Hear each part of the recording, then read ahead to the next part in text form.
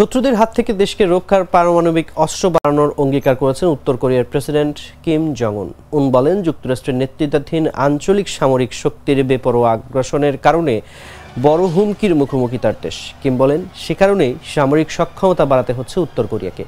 তিনি অঙ্গীকার করে বলেন, পরমাণু বাহিনী সহ রাষ্ট্রের সব সশস্ত্র বাহিনীকে যুদ্ধের জন্য প্রস্তুত করতে সব ধরনের পদক্ষেপ দ্বিগুণ করা হবে।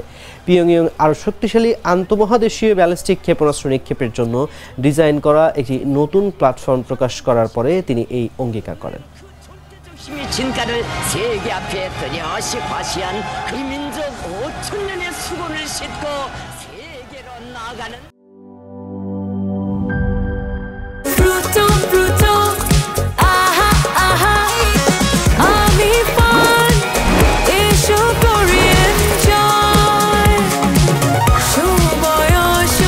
প্রাণ ফ্রুটো, সময় অসময় ফ্রুটোময়।